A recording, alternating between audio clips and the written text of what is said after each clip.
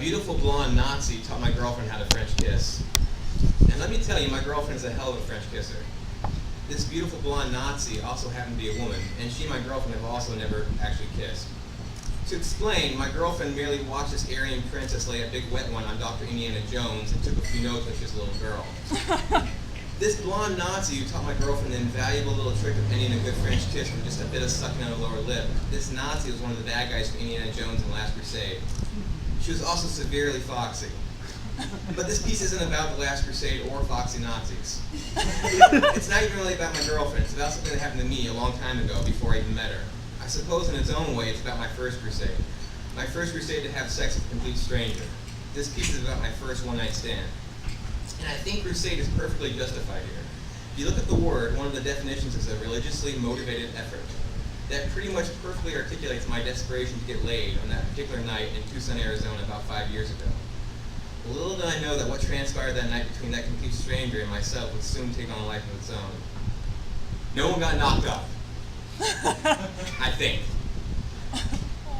Yeah, exactly.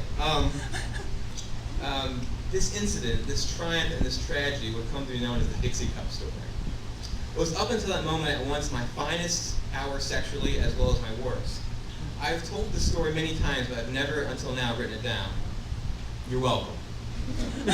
I was 27 years old at the time, and sure, I've had sex with people who I barely knew or I met once before. I could even be considered by some snifter sippers as something of a slut, and I'm fine with that assessment. I was proudly promiscuous, but yes, perhaps at times, maybe not as discerning as I would like to be. But that all being said, up until that point, I have never had what I consider a true one-night stand. At 27, I was single and I was meeting different women and having a good time enjoying not knowing where any given night would take me. But I should stop briefly and clarify that although I referred to my seeking of a one-night stand as a crusade, it wasn't some long-term crusade to have a short-term relationship. It only became a crusade for me on that particular night in Tucson about 5 years ago. What brought me to that night, to that bar, to me drinking by myself on a Saturday night was breaking up with my girlfriend in the last 5 months. What's crazy to me now was how down I was about the whole thing, even though I was the one to break us up. I think it's just because I had really loved her, but I knew it wasn't going to work out between us. I left because I could tell that she was already beginning to pull away from me, and I was already afraid of being rejected by her, so I pulled the trigger first. So there I was, just a guy at a bar by himself, having a few too many drinks and feeling sorry for himself. Not exactly the perfect recipe for attracting the sexual advances of lady bar patrons. But the thing is, I'm pretty good at hanging on a grin and putting on a show for people. I spent some of the worst days of my life clocking in and going to work and just carrying on like nothing happened. Days when I found out someone I loved was dying of a terminal disease, or even on the day they actually died, I spent those times cracking jokes and with friends or coworkers. I spent them going in for my shift, smiling at customers and telling them thank you, come again. I spent these days not telling anyone, even my closest friends, what was going on. Because what was the point? How was that going to help?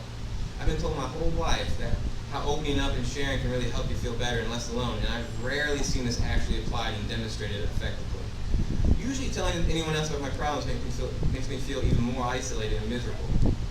You ever had that thing where you're trying to tell someone about something really important, something deep down in your guts, one of the big fucked up scars on your brain that you've never shared with anybody else before, but now that you feel close enough to this person, you think that they're the right one to finally display it to? So now at last, someone can get to know you, really sincerely and deeply know the tortured and fractured and mutilated thing that you really are. You ever had that thing when you reach out and before you even halfway through explain what it is that truly fucked you up, you look into the other person's eyes and realize they cannot be more bored with you and your pain? How much does that suck when you find out that the worst things that you've ever suffered just bore the holy hell out of the people that are close to you? The answer, I think we all know, is a lot. So sharing does not help, at least for me, at least usually.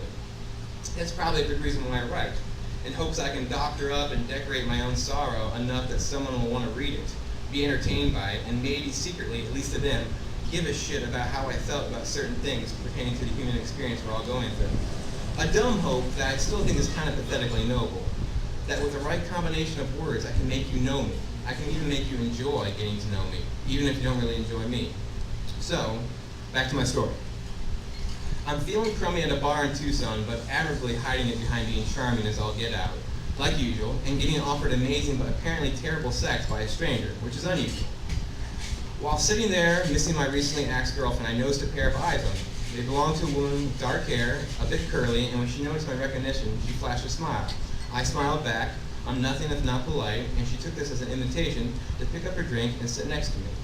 Immediately upon sitting there, she took the opportunity to whisper in my ear, "You're the best looking guy in here." Clearly, she had been drinking for some time. But I answered this with, "Don't worry, more will be coming soon."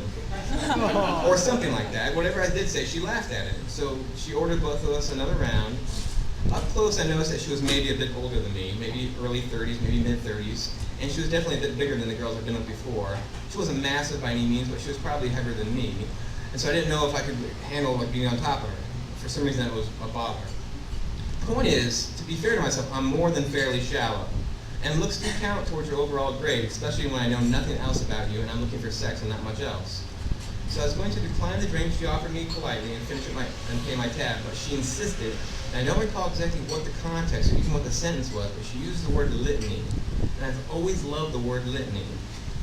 So I told her this, and we started talking. So yes, I am shallow, but there are depths to my shallowness. You give me a good conversation, you make me laugh, you tell me a good story, and you got my attention. But the thing that really sealed the deal on my end was that she told me her name. Her name was Tony. My name is Tony. Quick confession. Although my crusade to have a full-on one-night stand had only begun that night a few hours previous, I have had a casual, lifelong crusade, if there are those sorts of things, to have sex with someone who has the same name as me. Not every straight person has the opportunity to do that. Who would I be to squander that? I've always said if I could meet a girl with a mirror resting above her shoulders, I'd marry her. So with my same name, wouldn't that be some sort of consolation prize? Wrong. Very, very wrong. The name thing would really come back to bite me in the ass later that night. But back to the bar. I don't think we even ordered another round. Within an hour or so, she invited me back to her place, and I had accepted. For once, the universe had perfectly aligned itself with my own desires, and I got exactly what I wanted when I wanted it. She had a big truck of some sort, and I followed it with my old Volvo to her house. It wasn't that far from the bar at all, but I was getting the feeling that I should just turn my car around and head back home. But I counted it with the thought, go home to what?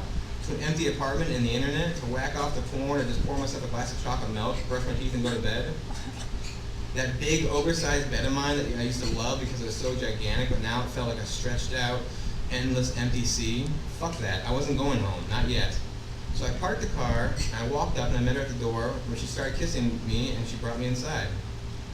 Right before we started having sex, she stopped abruptly and said she wanted to get something. At this moment in my head, I was like, oh God, don't let it be toys. I'm barely in the mood for sex. I'm definitely not in the mood for sex accompanied with kinky fuck devices. If I had known what she was actually planning, I would have begged and pleaded instead for some giant three-pronged black vibrator, or a starfish-shaped cock ring, or a pair of pony plugs. Any of this would have been much preferred. Instead, she comes waltzing back, brandishing a compact disc of Joan Osborne, which she proceeded to play on her DVD player.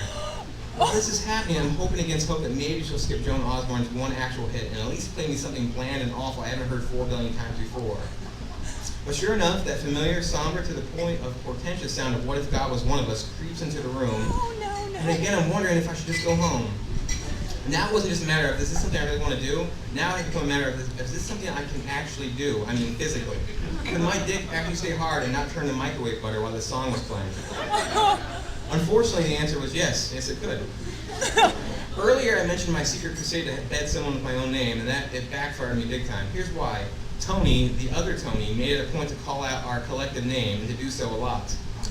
When I say a lot, I mean too goddamn much. Not only to the point that the novelty wore, but to the point that I was beginning to think she was mocking me. Or us, as it were. Either way, I've never hated my own name so much. I think part of it was just the fact that someone who knew next to nothing about me was calling my name like some sort of heathen prayer. It didn't feel appropriate or earned, it just felt forced. But none of this is why the night was the peak and valley of my sexual history. None of this is why the story came to be known as the Dixie Cup story. Tony and I hadn't been at it too long when all of a sudden I felt like someone had flown a small Dixie cup full of liquid across my belly button.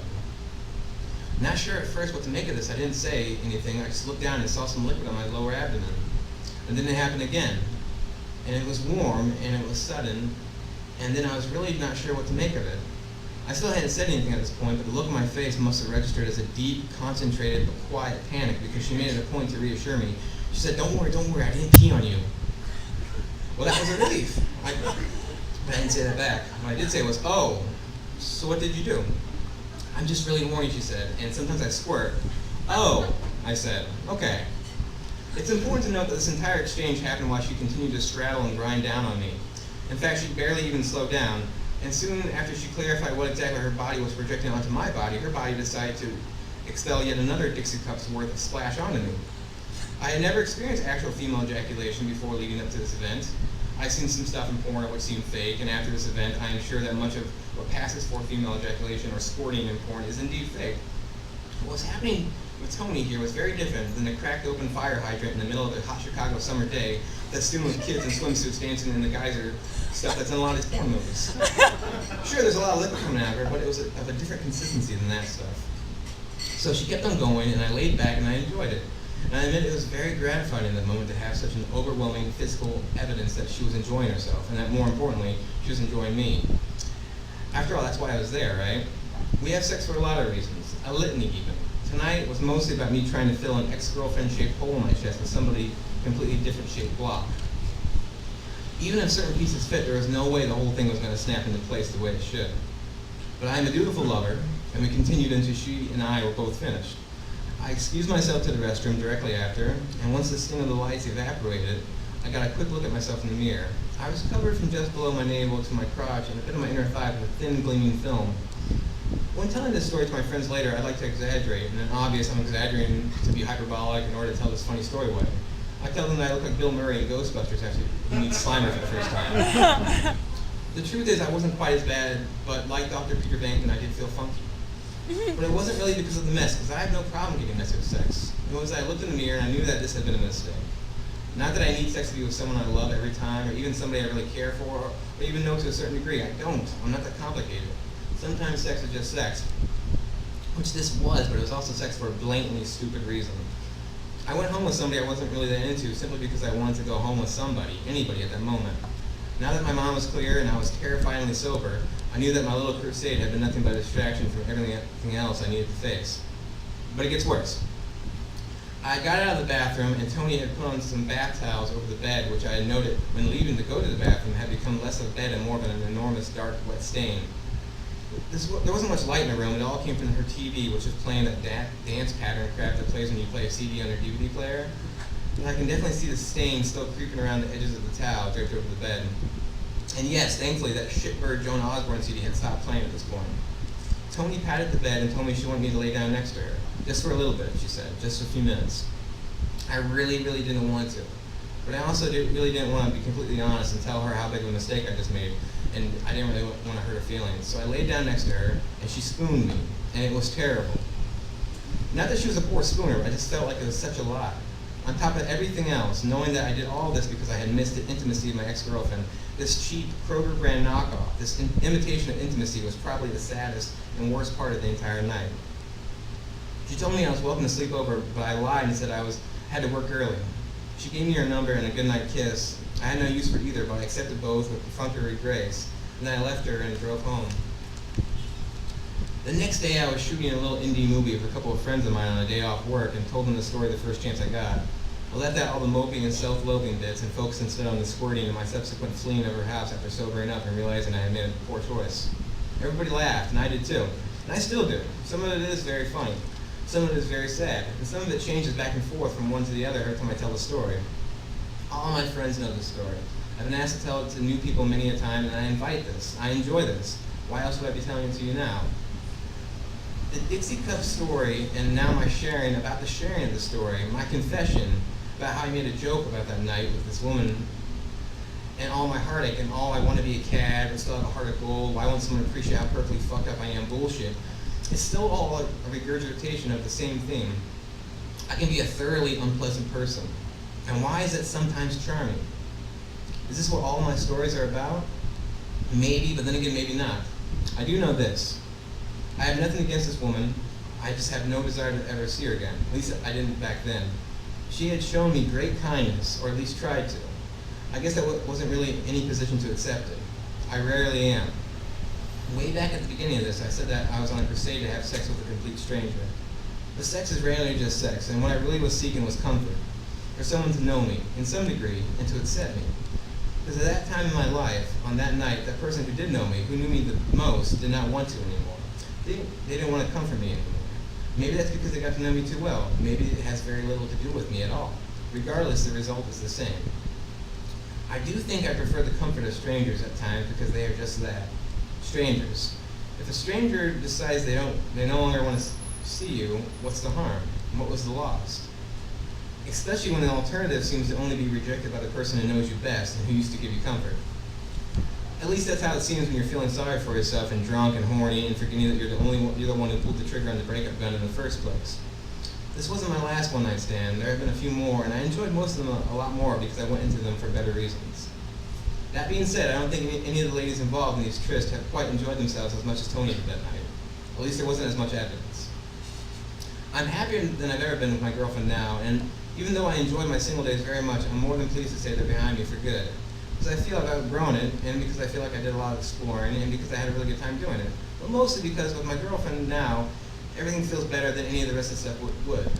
She knows me better than anyone else, and I finally figured out to just go for it all the way, even if I fail, whether it's nobler, slings and arrows, and all that other happy horseshit.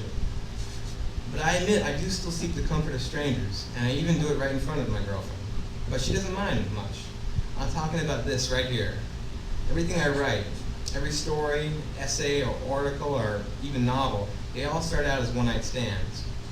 Every page, every paragraph, every line, every word, they're all invitations. Fixed eyes and a flash of a grin, requests for comfort sent out into the dark.